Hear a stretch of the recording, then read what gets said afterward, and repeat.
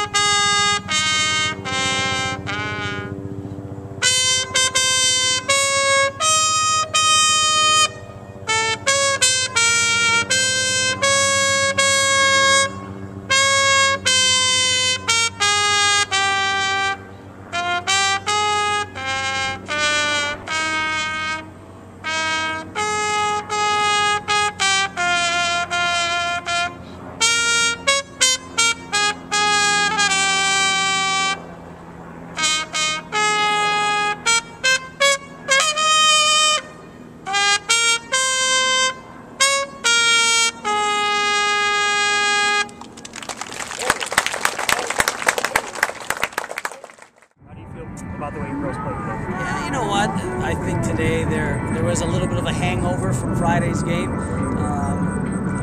I thought the first half was very sloppy. I don't think we played very well in the first half. The one thing we talked about on the bench at halftime was we didn't have that enthusiasm in that first half. We didn't have that extra step in our jump. And I thought the second half and into overtime, you could see that we were up for it. We were more awake. It was like the first half was a warm-up, basically, and then we played from that point on. So, we did what we had to do, and it's obviously good to see them fight through that, because you're going to have days like that. It's good to see that they can fight through that and still compete. And then, you looked like you guys had Temple back on their heels for most of the game. Like you guys had the bulk of the possessions, but you couldn't convert, obviously, until late in the second overtime. What were they doing that just kind of kept you from getting over the hump? Yeah, you know what?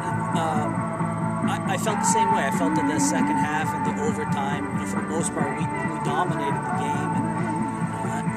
And it just seemed like there was that one extra pass we just couldn't get perfect today. And we're fortunate that we did get it eventually in overtime, and that's great. But it just seemed like for most of the game there was that one pass that we just couldn't get that last pass. And in overtime we finally got it. So again, I give them credit, because you know what, it's easy after playing for an hour to say, you know what, it's not our day, and just walk away. But they fought through it, they kept it going, and they were rewarded for it. That's what it's all about.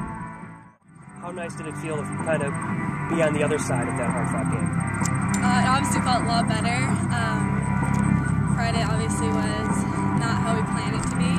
I felt like we had more energy today, like warm-up and stuff, and our game just started off better. I had a